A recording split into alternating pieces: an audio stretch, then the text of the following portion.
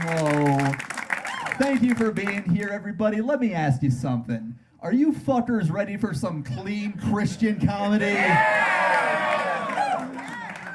Oh, well, I hope not, because I am Jewish as shit. Shalom and l'chaim.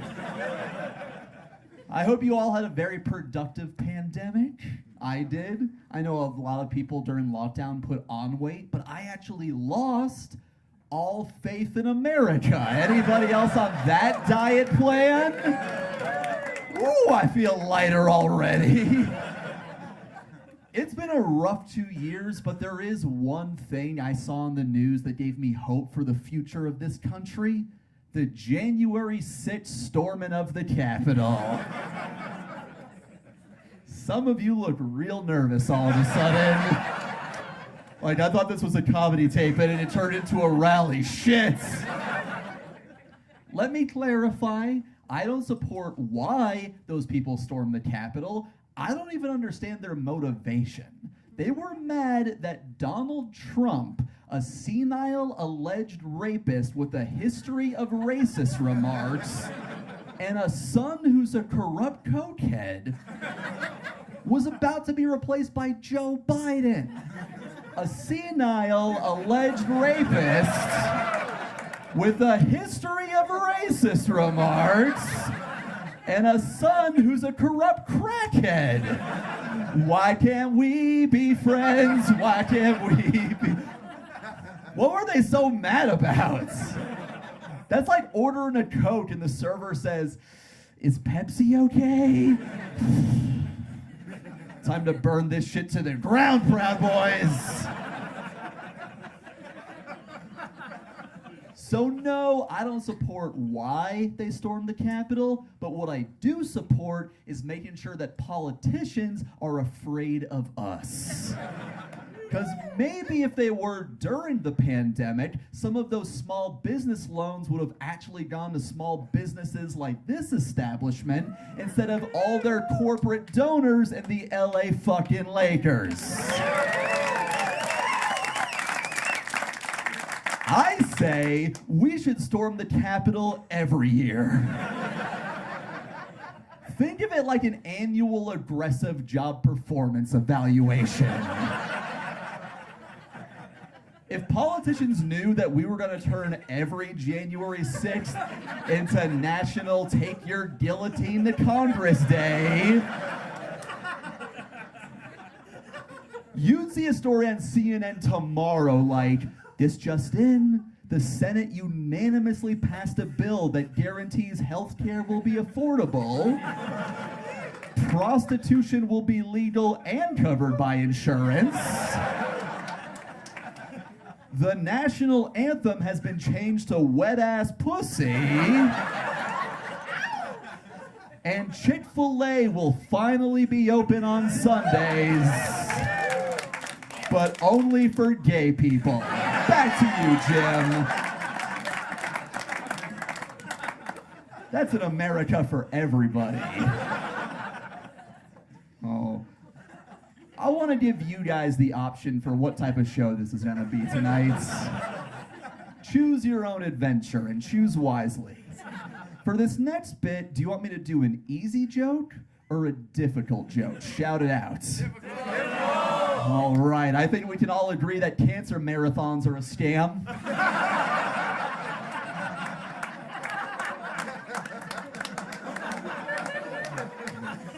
Some of you are like, is it too late to say easy? Cancer marathons are a total scam. I don't know how people haven't wised up to this yet. But look at how they operate. Your coworker's girlfriend's side piece's step aunt gets butthole cancer. So to show her support, what do? You have to go out running all day in the sun so you come home with skin cancer. And now other people have to run marathons for you. That is a pyramid scheme, people. Stop falling for that shit.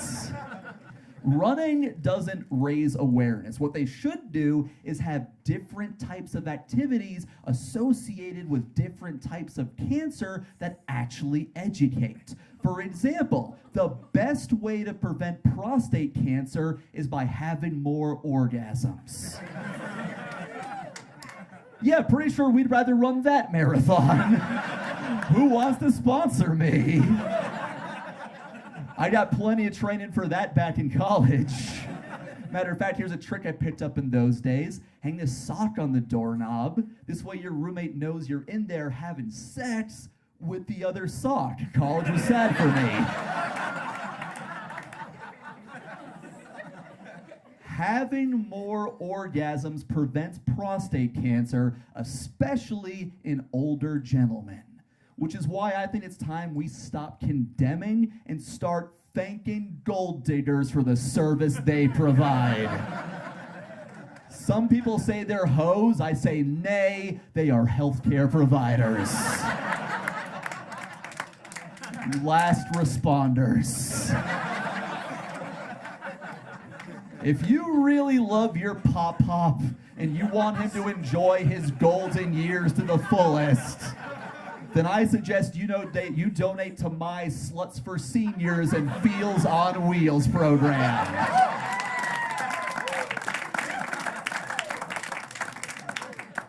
By the way, I joke about cancer because when I was 3 years old, my dad died of cancer. And I don't want anyone feeling sorry for me because I follow the example my mom set. Here's how tough my mom is. My dad died in their bed. That's enough to break anyone. But my mom knew she had to be tough to raise me by herself. So the very next day after my dad died in their bed, she just flipped the mattress and went on with her life.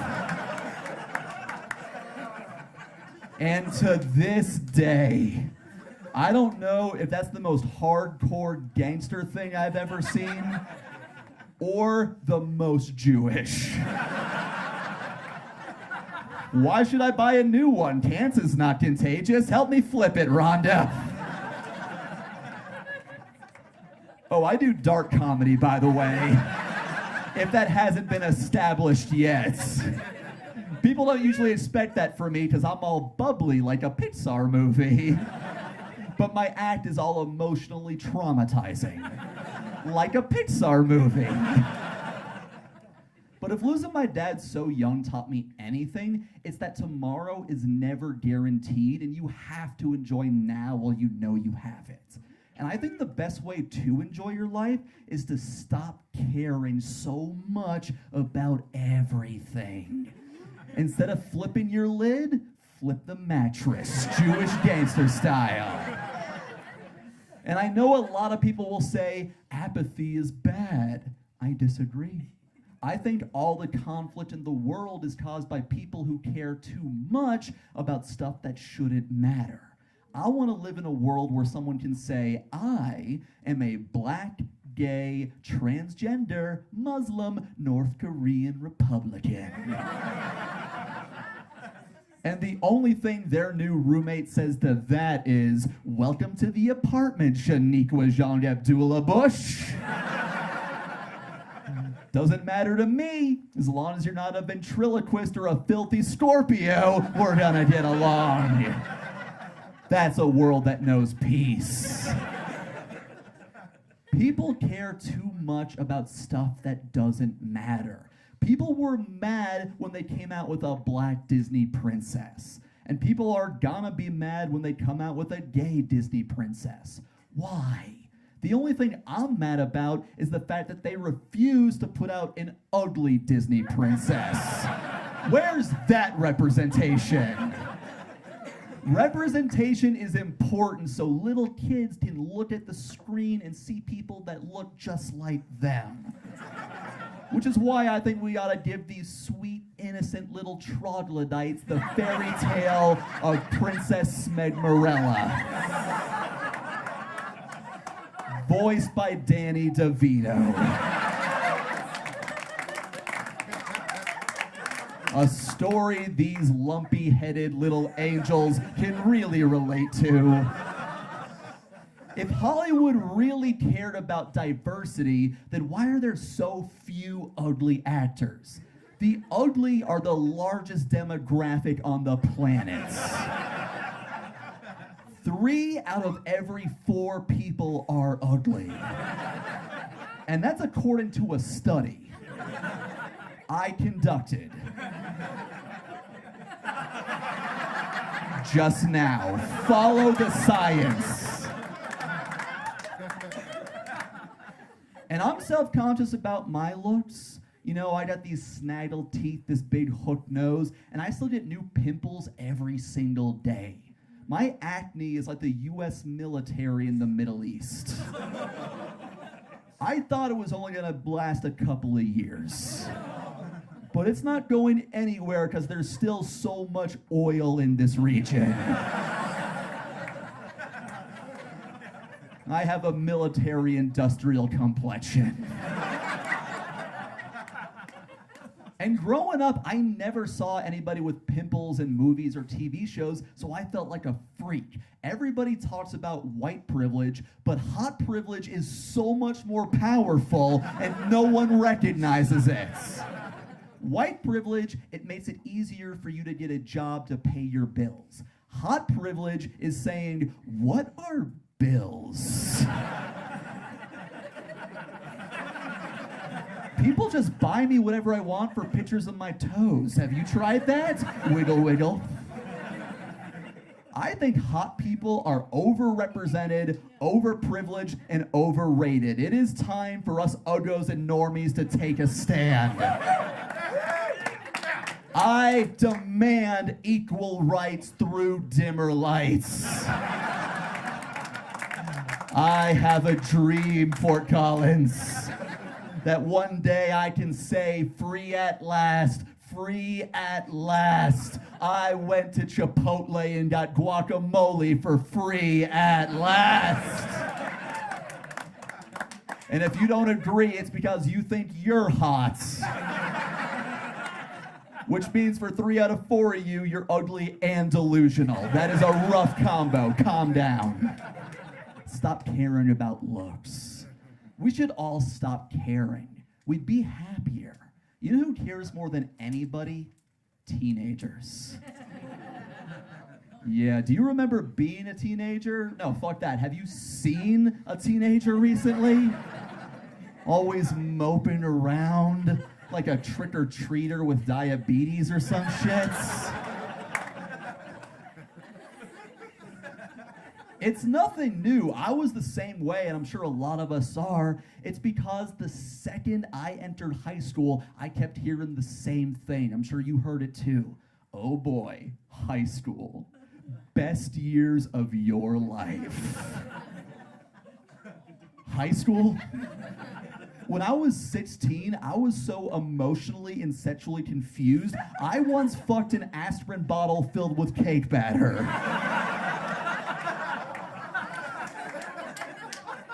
And the whole time I was thinking, this is as good as it gets? No wonder teens are so depressed. If you want teenagers to be happier, lower their expectations. Instead of hanging banners at their high school that say, "Go Golden Knights," or "Go Crimson Porcupines," every high school should have a banner that says, "Go fuck yourselves." None of this shit matters. Everyone you hate in 10 years will be a divorced real estate agent. So stop taking everything so seriously, you overly dramatic little aspirin. It's a really long banner, is what I'm pitching to you guys. And I wish someone told me that as a teenager, because I cared so much what everyone thought about me. It was a waste of time. We could all be dead tomorrow. And I know that depresses people, remembering how we're all gonna die and be forgotten, and our species' existence is meaningless in the unfathomable scope of the cosmos. That cheers me up. Think about the most humiliating moment in your life. Poof. It's gone. That takes all the pressure off of life. 100 years from now, nobody's gonna know or care that you once shit your pants at a Fort Lauderdale Steak and Shake in 2003. Hypothetically. Nobody's keeping track of your biggest failures. You've never been in a cemetery and seen a headstone that reads, "Here lies Giuseppe, husband, father, premature ejaculator. So bad at sex, death is the only thing that ever came for his selfish ass." It's a really long tombstone is what I'm pitching you. My point is, you have one life to live and you have to enjoy it while you got it. Like, my friend, what do you do for a living? Grow weed. This motherfucker gets it. You looked embarrassed to say that. No. Most people are like, I'm an engineer. I say, fuck that, be a magician. Follow your shitty dreams, everybody. What's your name, Vood? Russell. Follow Russell's example. I was wondering why there was a 3-second delay every time you laughed at one of my jokes.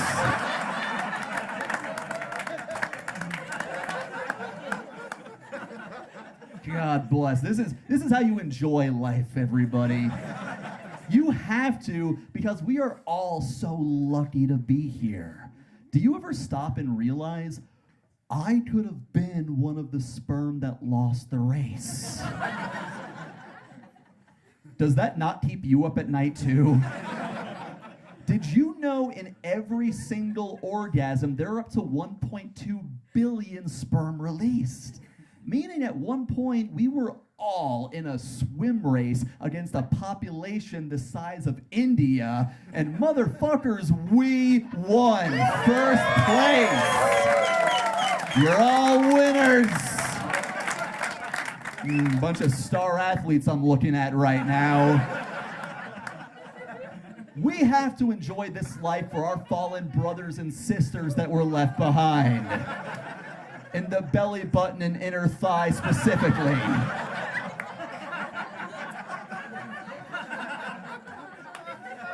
That's why babies cry when they're born. That's survivor's guilt.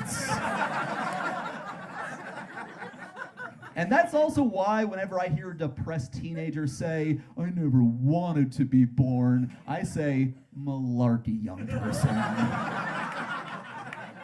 To be the one out of a billion sperm that got here, you had to be the Michael Phelps of sperm to pull that shit off. You never wanted anything more in your existence. You had to train day and night. You were doing little spermy crunches, touching your head to your tail. You were counting your carbs, counting your calories, doing laps around your dad's balls 24/7.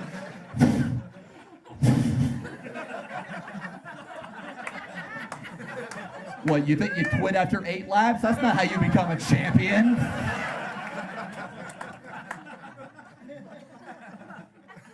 My biggest fear is that when I die, I'm not gonna see my dad again. I'm not gonna see my grandpa or Mufasa.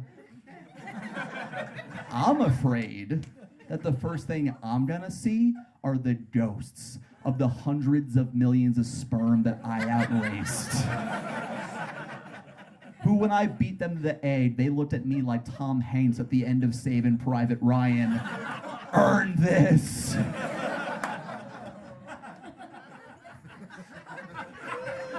And then when they ask how I spent my time on Earth, I'll have to say, to be real, I spent most of it on the internet watching increasingly specific genres of porn and killing countless other sperm. You son of a bitch! You wasted it! I was gonna be a senator. I was gonna root out corruption and bring integrity back to the office. I was gonna open a chain of soup kitchens and feed the needy. But instead, I was in the last spurt, so I got wiped away with an AC/DC tour shirt out of the back seat of a Camaro. Why you? Thanks for coming to my cum-soaked TED Talk, everybody.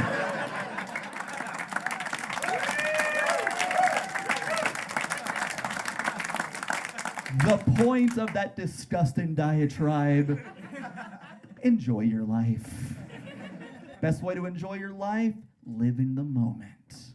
The past is over, you can't change it, move on. The future's undecided, don't ruin today, worrying about tomorrow, be present. And I'll help. Here's an exercise we can all do together. I want everyone in this room, look to the person to your left, and with their permission, go down on them right now. Live in the moment, Fort Collins.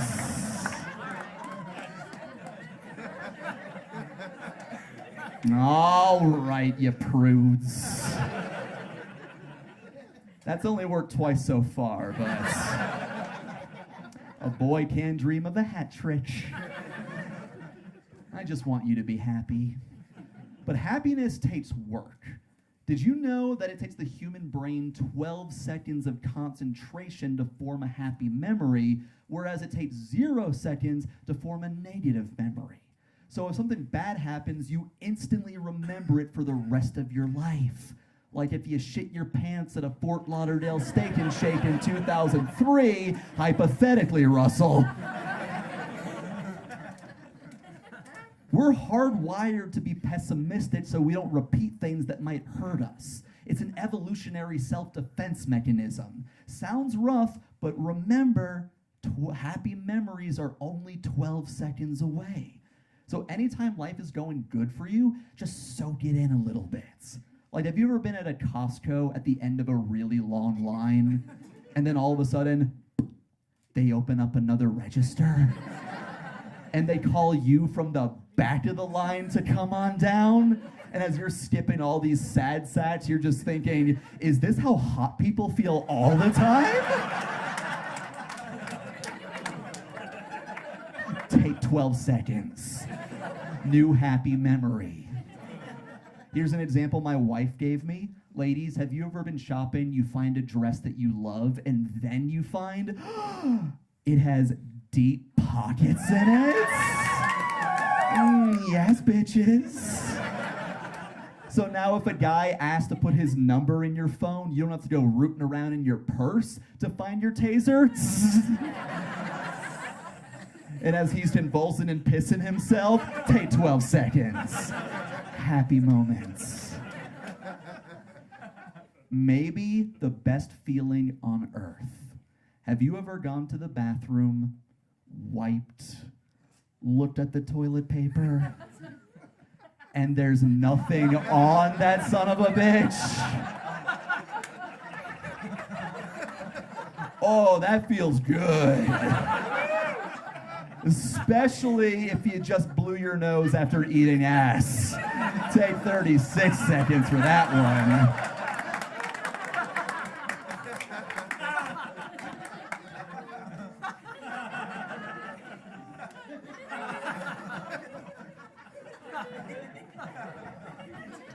Sorry, your reaction to that joke? I just took 12 seconds for myself. Delicious.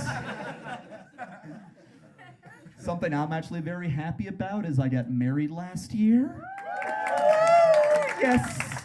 I'd like to thank the Me Too movement and every guy my wife dated before me for continually lowering the bar until I seemed like a reasonable option. My wife is alarmingly out of my league. Any other mediocre dudes with a woman you don't deserve right now? Ladies, if he's not clapping, leave him for a man who appreciates you. Know your worth. Oh, I know my gal's worth. My wife, Katie, is amazing. She's funny, she's smart, she's beautiful, and she's so successful that by marrying her, I now have health insurance. Right? I used to avoid going to the doctor. Now I show up for anything. I'm cocky about it. I kick the door in like, I'm itchy. Fix it, egghead. That's what Katie does for me. I, on the other hand, once bombed so hard at a show that venue that night unfollowed me on Instagram. Yeah, this Jew died so bad that club should rename itself Ha Ha Auschwitz.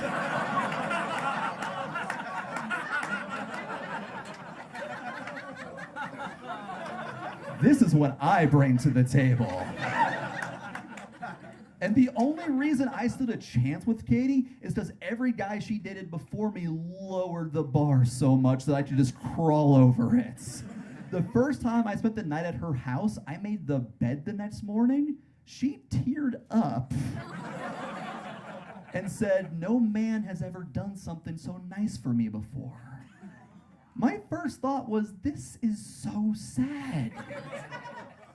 And my second thought was, this is gonna save me a fortune on presents.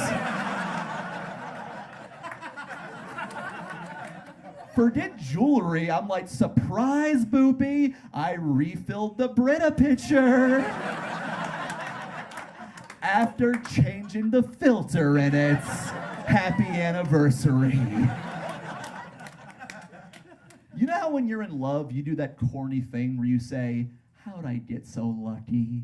And they're supposed to say, I'm the lucky one.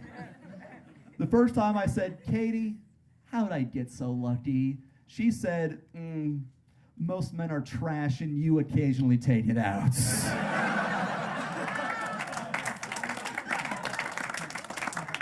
When we got married, she said, I do, but I'm pretty sure she thought he'll have to do. My wife has incredibly low standards. That sounds sad, but honestly, Katie is the happiest woman that I know, which proves to me that life is better when you expect nothing out of it. Lower your standards. You know who the happiest people in the world are? Those folks leaving 5-star Yelp reviews for McDonald's. I once read one that said, went to the drive-thru and found a tampon in my Dr. Pepper, squeezed it out in another cup, and got a free refill. 5 stars. That's someone who's never disappointed in love. And I want to be clear, I'm not saying you should be with someone just to be with someone. No, you should only be with someone if they make you happy. But working in customer service taught me that a lot of you monsters don't deserve to be happy. So appreciate what you can get. Lower your standards, because some people have such unrealistic expectations in love. I once got dumped by a girl after we dated for a year, and she said it was because she wanted to be with a man who still put butterflies in her stomach every time she saw him. We heard each other have diarrhea. Anybody else? That's what love is. The magic is gone after that, no matter who you're with. Jesus himself would have had 0 followers if he was given a sermon after dropping a deuce so watery only he could walk on it.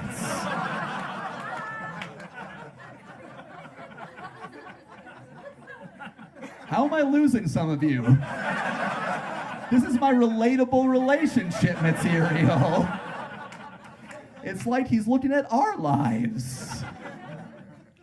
If you don't want to lower your standards, here's a quicker secret to happiness.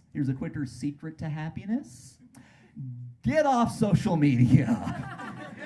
No one has ever thought, you know what would cheer me up? Finding out what Kid Rock thinks about Puerto Ricans.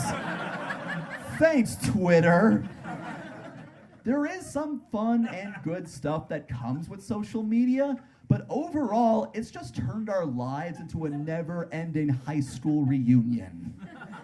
Because I went to my high school reunion, it was the exact same experience as being on Facebook.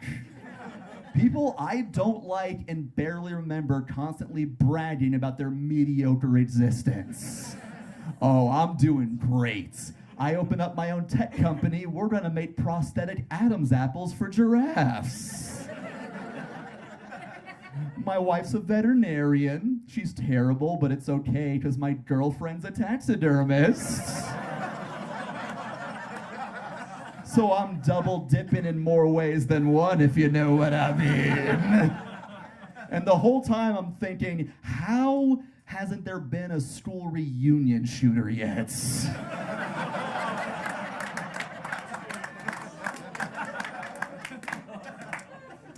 That's the reaction that punchline deserves.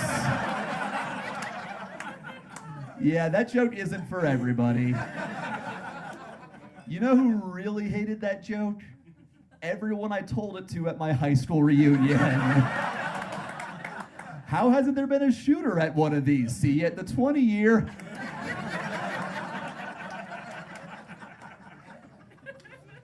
The thing I hate the most about social media are the likes, because they literally put a number value on all of your experiences, and we can't help but compare ourselves to others because of it, and it's not healthy. A few years ago, my grandfather died, so I made a tribute post for him on Facebook. Just poured my heart into it, saying how much he meant to me and how I try to live the rest of my life by his good example. It got 27 likes.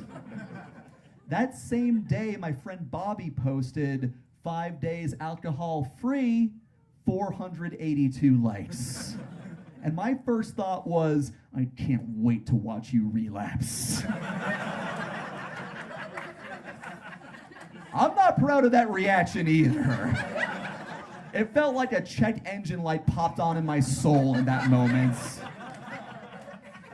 But to be fair to me, I never drank, and I was always called boring and a loser because of it, and now everyone who pressured me to start drinking is being congratulated for quitting, which, by the way, doesn't even make sense, because getting a bunch of likes on social media releases dopamine in your brain, which is a chemical that gets you high. Which means constantly posting about sobriety isn't sobriety, you just replaced one drug for another. Which means you are still a junkie, Bobby. This is why Sabrina left and got full custody, because you are a horrible parental figure, unlike my grandpa Jaime. Maybe I should have just posted 5 days grandpa free. That would have gotten more traction.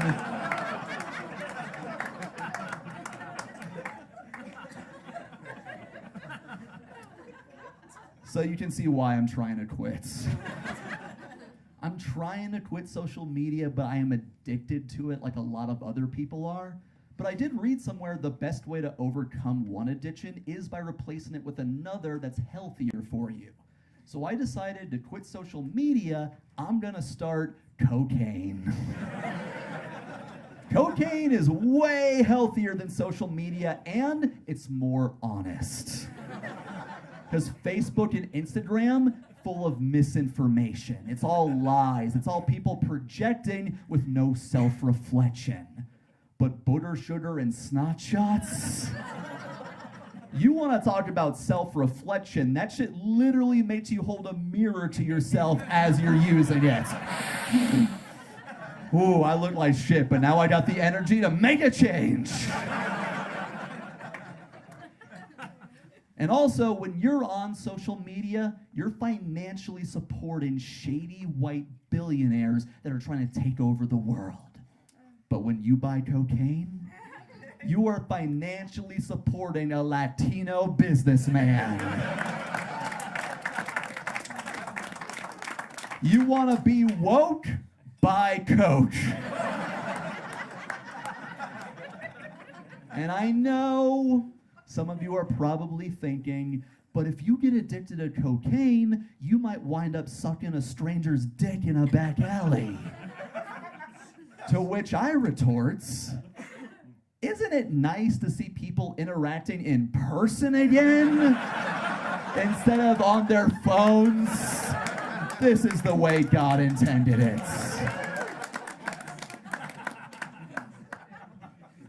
Something that gets brought up a lot on social media, and I want to get your guys' take on this. Do you think people are more sensitive than ever these days?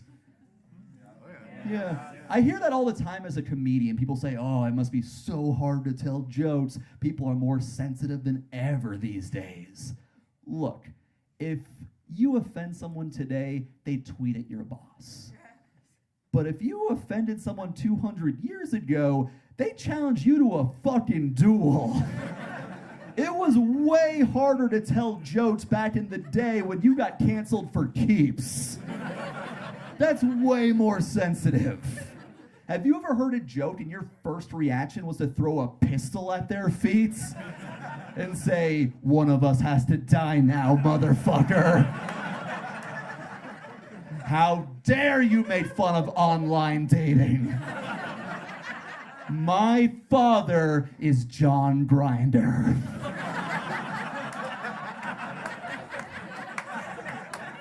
I was adopted. I don't think people are more sensitive these days. I think, thanks to the internet, it's easier to see people complain about shit they've always hated. And it's easier to complain because you can now anonymously unload on strangers through a computer screen. The internet is basically just one giant emotional glory hole. With people on both sides shoving their dick through at the same time. Their anger tips touched, so they're just smushing their rage throbbers back and forth.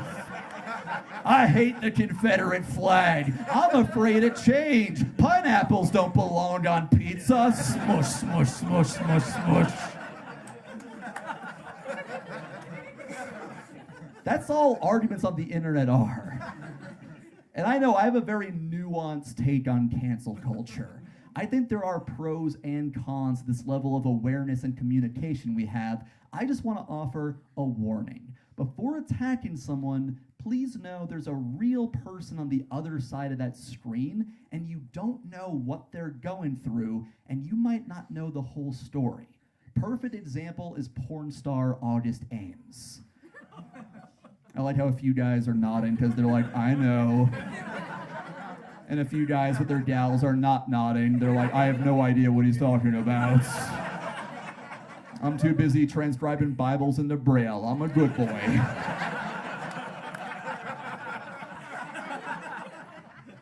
If you don't know, August Ames a few years ago got in a lot of trouble when she announced she wasn't gonna have sex with the man after she found out he also did gay porn.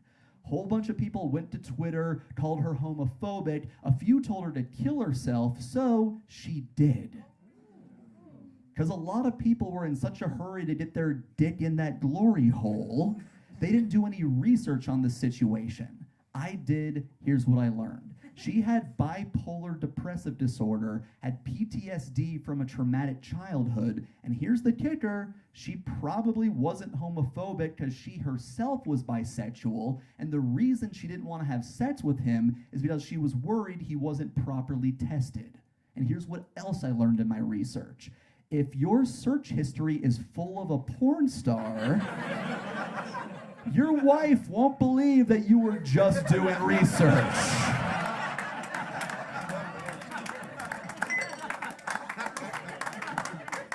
Baby, baby, baby! Calm down. She's dead.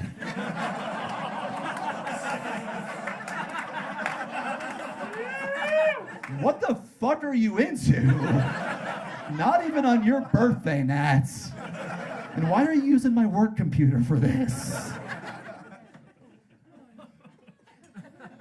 I don't like this habit we have of throwing people away when we find out they made a mistake, because people can change over time if you let them. I know I did. Back in high school, when I was always angry and confused, my favorite song was House of Horror by Insane Clown Posse. You're right to giggle. I'm embarrassed to admit that. But I've grown, and after years of perspective, I'm proud to announce my favorite song now is Tilt-A-Whirl by Insane Clown Posse. I can finally show my face at Juggalo gatherings again. Whoop, whoop, family! I think forgiveness is something we all need to work on, and it's important to remember nobody is perfect. And that goes for everyone in history. Martin Luther King Jr., one of the greatest men who ever lived, cheated on his wife. Mahatma Gandhi hit his wife. And you might not believe this, but O.J. Simpson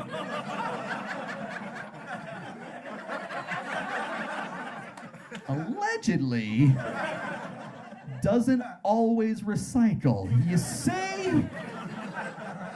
How could you, Juice?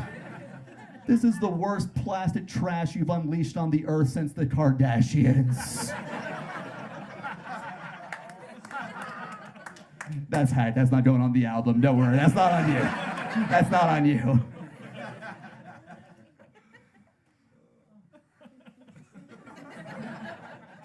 My wife and I are thinking about getting a dog together, and I want to get your guys' opinion. What should we do? Should we go to a breeder or should we adopt?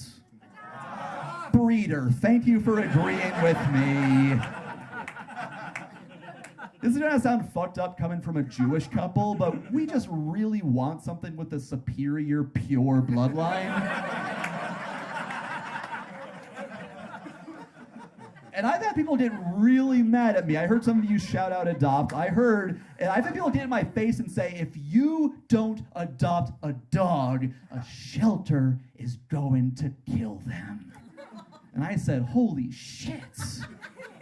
We should be mad at the shelter then. How am I the bad guy instead of this business operating solely on threats?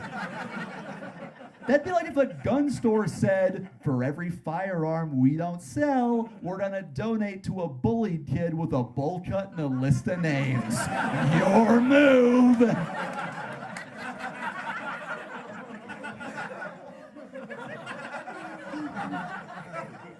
And if you guys are worried, please don't be. I lied to you. We actually already got a dog and we adopted it from a shelter. We're heroes.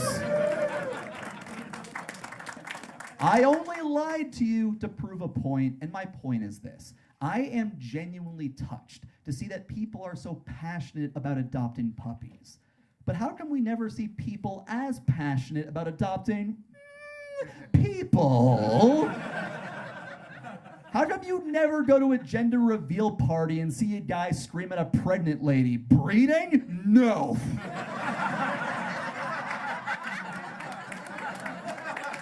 You need to get a shelter human. Rescue a baby, bitch. And for dogs, there's all these cute expressions. You've all heard this one, adopt, don't shop. But how come you never hear, quit porking, grab an orphan? Where's that bumper sticker? Quit porking, grab an orphan. And the reason I'm so pro-adoption is because my little cousin that I grew up with was adopted, and I wish there wasn't such a stigma attached to it, because he didn't find out till he was 12 years old, and it devastated him. He felt like he was lied to, and he, to this day, does not call my aunt and uncle mom and dad anymore. He only calls them Mike and Rita, which is fucked up, because their names are Steve and Judy. Stigma did something to his little noggin. And listen, if we have some parents here tonight or some prospective parents and you have or you want to have one or two biological kids of your own, I get it. Adoption is a long, complicated, expensive procedure, and fucking without a condom is just swell, gang. But I will never understand these couples that say, oh, we have 8 kids, 7 boys, 1 girl. We just kept trying for the girl. yo, you don't have a conception problem, you have a gambling problem. If you want a girl so bad, stop playing the slots and go to the claw grab.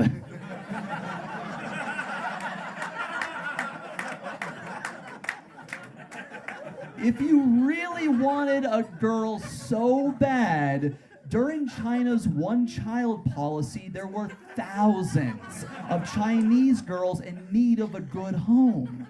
You could have adopted a Chinese girl, then one day you would have wound up with a Jewish son-in-law. That is a good investment. Some of you Gentiles look confused. Don't worry. I am happy to explain that punchline. Stereotypically, Jews love Asian women. That's one of our lesser-known stereotypes. It's over in the hidden files, right alongside the fact that we're all lactose intolerant. And the reason we don't eat bacon is because it makes our foreskin grow back. So now, you came for comedy and you're leaving culturally enriched. Speaking of foreskin, one great reason to adopt, and especially adopt an older child, is to avoid awkward decisions, like circumcision, for example.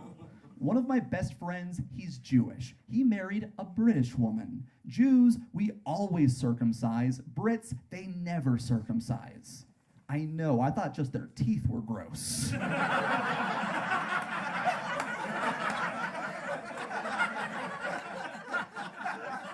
Any hoozles.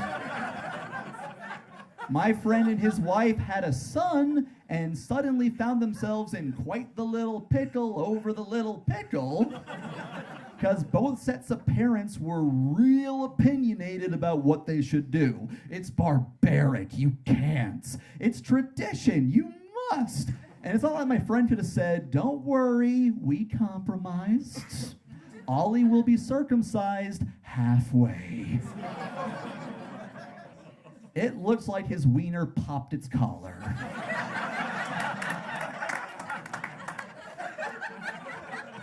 It looks like the top of Count Dracula's cape.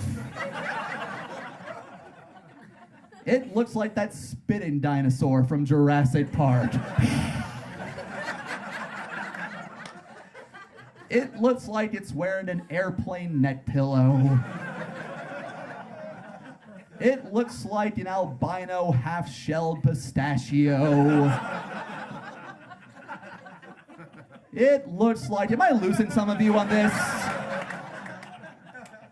If you're not comfortable thinking about baby dick this long and this hard, and you're planning on being a parent, then you fucking better quit porking and grab an orphan.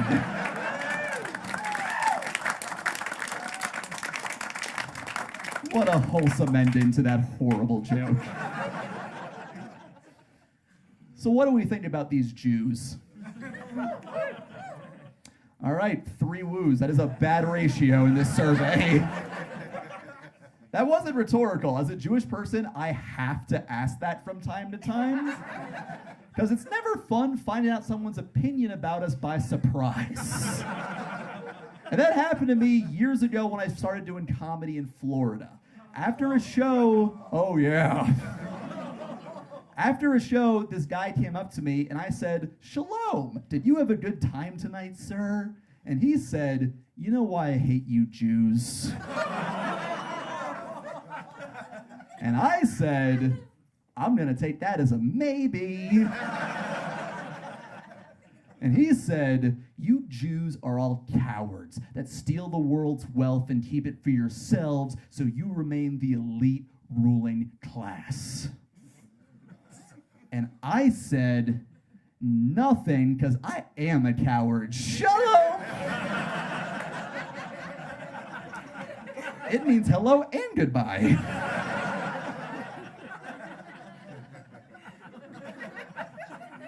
My friend who was with me said, "Nat, I heard everything. Are you offended?" I said, "Offended?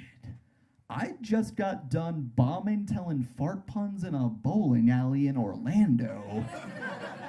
And this guy's first thought upon seeing me was, call the Justice League.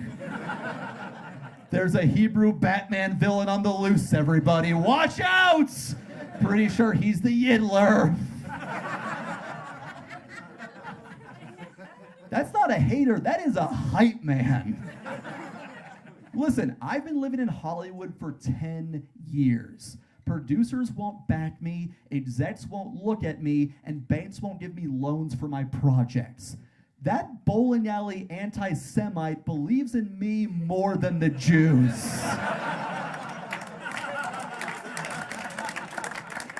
Thank you, Blue Eyes.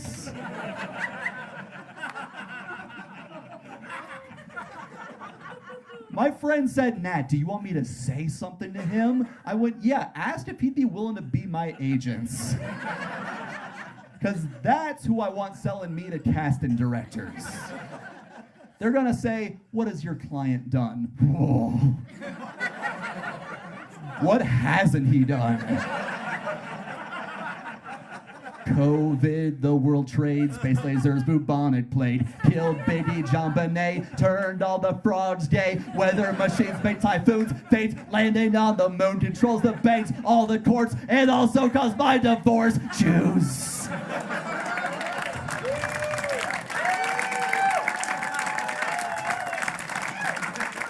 They started the fire. I love Jewish conspiracy theories. I know that makes me sound like an Uncle Tomica.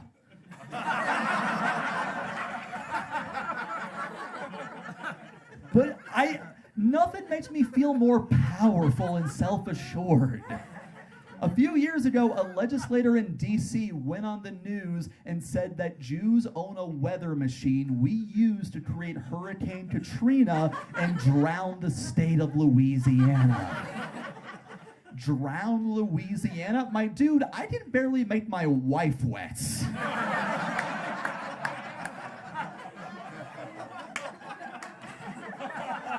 How am I gonna drown a state when I can't even dampen a comforter? But thank you for the vote of confidence. I should believe in myself more. Jewish conspiracy theories are a great reminder that you can never judge an individual based on the group they're in. You can't assume the worst of an individual based on their group, and you can't assume the best. Whenever I hear someone say support the troops, I say, which ones? Because I have a lot of friends who are ex-military. They all deserve your respect and admiration, except for Dave. Because my friend Dave was in the Army, good for him, but I also lost a security deposit in my apartment when he wrote the word mustard in mustard on the carpets. So fuck you, Dave. You're one veteran I won't be sad to learn wound up homeless.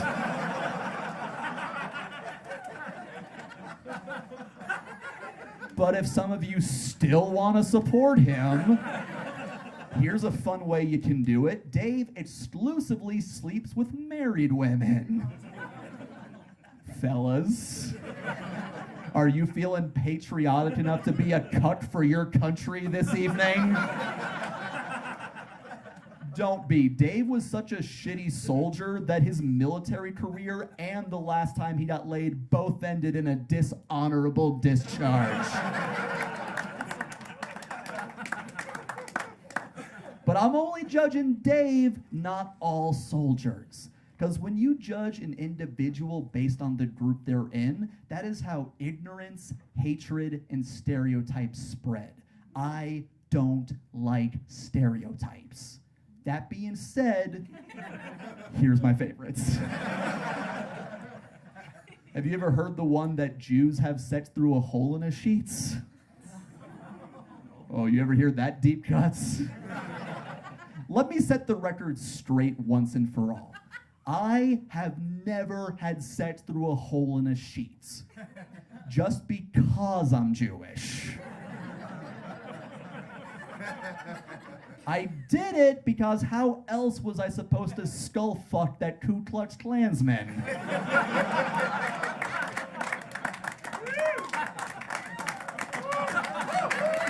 Wait. I'm sorry, did I hear somebody groan at that joke? Do you feel bad for that KKK member? If you do, thank you. Because that means you judge them as an individual and not the group they're in. Wait, everybody. Maybe he's not racist. Maybe the only reason he joined the Klan is because he's afraid of COVID and they're the only people in Arkansas who wore masks.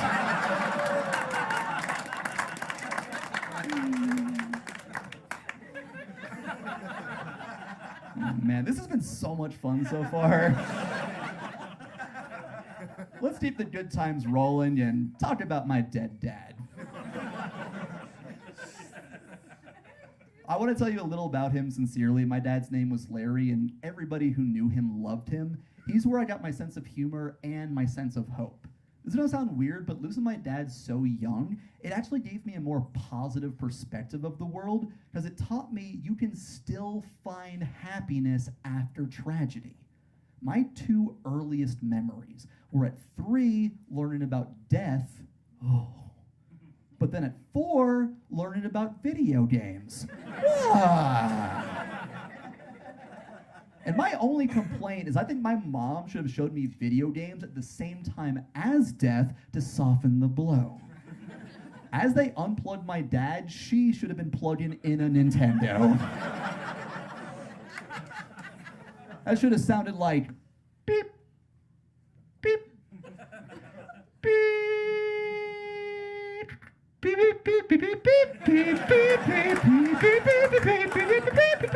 Wow! You take the good, you take the bad. These are fun. I miss my dad. That's life. Oh, that's my second darkest joke, and you handled it like champs. So keep that energy, because here comes number 1. My dad and his dad both died young of cancer, which is why I can't help but laugh whenever somebody says, "Man, Nat, you're so skinny. You must have great genetics." Yup. These Baimel genes, baby. 32 waist and life expectancy.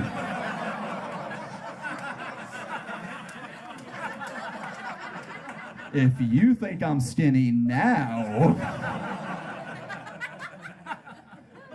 and if you're bummed out, don't worry, you'll find happiness after this tragedy. I learned earlier than most that life isn't fair, but my mom always told me, Nat, make the most with what you still have and never see yourself as a victim. She always said that to me, never see yourself as a victim. Which was confusing because she then enrolled me in Hebrew school where we were exclusively taught to feel like victims. Every Jewish holiday is just a reminder that we've been oppressed. Passover, the Egyptians enslaved us. Purim, a Persian tried to kill us. Pesha V'Haram, Pizza Hut stopped taking competitor coupons. Oi!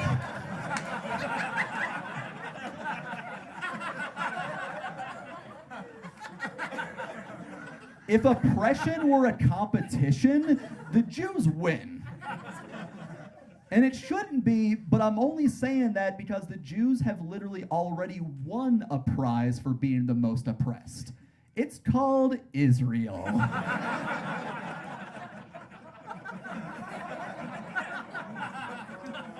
This joke is about cancer and Israel. How am I not more famous with these people-pleasing, mainstream, pandering material?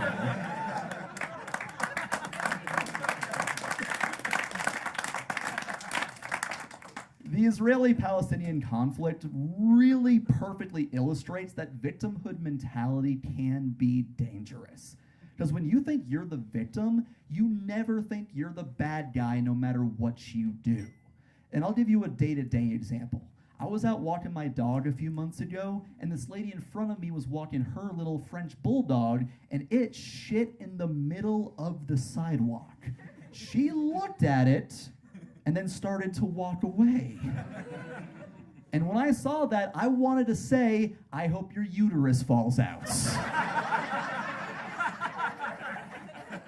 Because if you raise a son the way you're raising that dog, they're gonna wind up being a serial killer, a necrophiliac, or worse, God forbid, an influencer.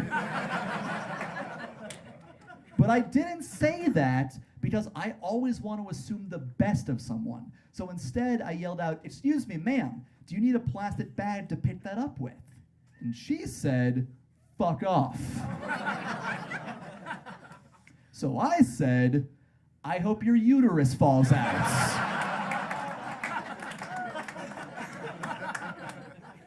And then she said, "Hey, fuck you, you sexist prick." She called me a sexist, which really upset me because I know for the rest of her life when she tells this story, she's gonna portray herself as a victim and say, that man attacked me just because I'm a woman. And I want you guys to know I don't hate her because she's a woman. I hate her because she's a cunt. Can you see the difference there? I don't hate because you have one, I hate because you are one.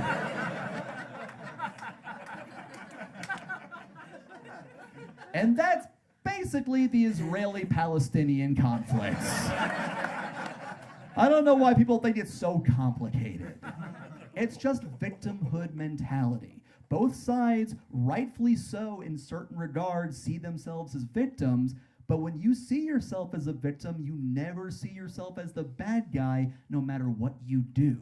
And that just creates a cycle that makes more victims over time. And you can see examples of this throughout history. In 1914, a Bosnian Serb tired of being oppressed murdered Franz Ferdinand. That led to World War I. Germany lost, their economy was crippled, they scapegoated the Jews, that led to the Holocaust. Afterwards, the Jews wanted a homeland, so they settled in Palestinian land to form Israel. Palestinians and Israelis, they fought each other. The US supported Israel throughout the decades, pissing off Middle Eastern extremists. That led to 9/11. That led to the US government passing the Patriot Act, which allows them to spy on us through all of our computers, which led to me having to cover the camera on my laptop every time I jack off.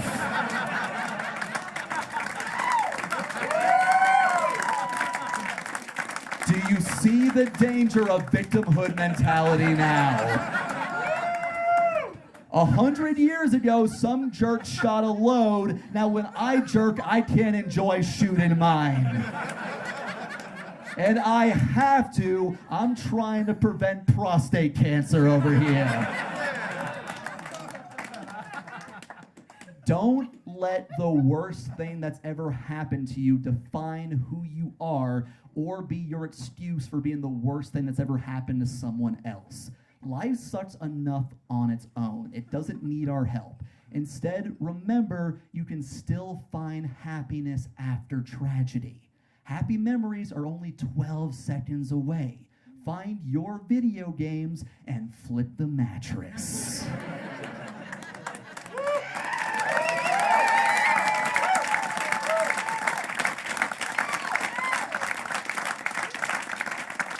Because if you do, you can create a cycle that brings good into the world.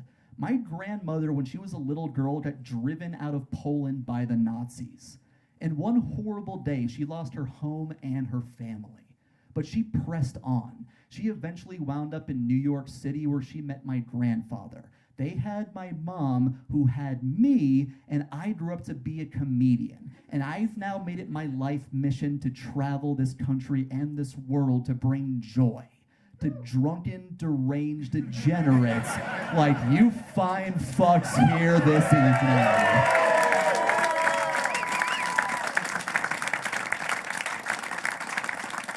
So if you enjoyed any part of the sperm racing, ass eating, and glory holing I talked about tonight, by God, you've got my Mimi to thank for it.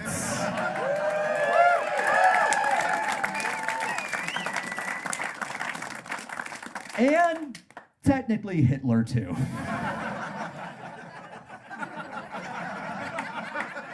You gotta give respect where it's due. Like, look, I'll give props to Hitler for something. People say he was a terrible artist, but I don't know. I was a pretty big fan of that wall that he painted with his brains that one time. That makes me zig smile.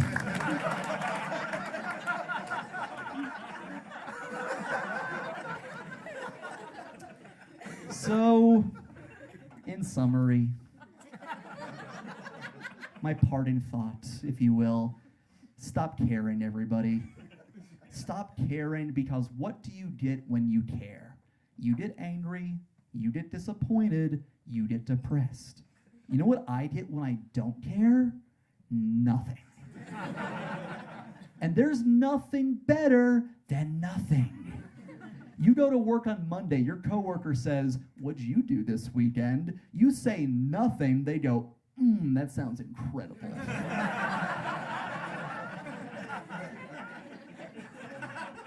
You go to dinner with a friend, they pick up the check, you say, "Ooh, how much do I owe ya?" What do you want them to say?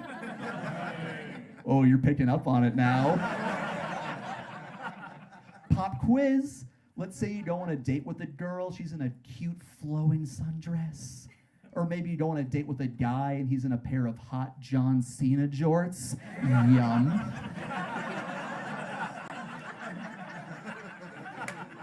What do you hope they're wearing under those sexy garments? Nothing. And then let's say you hook up with them, and then 2 weeks later, go to the clinic and get yourself tested. What do you hope the results find, everybody? Nothing. Nothing is good. Nothing matters. Nothing is worth living for. That's my philosophy. That's what I tell everyone. That's why I got fired from the suicide hotline. But hey, I say thanks for nothing, and thank you guys so very, very much for being with me here this evening. I appreciate every one of you. Enjoy the rest of your lives, everybody. Shalom.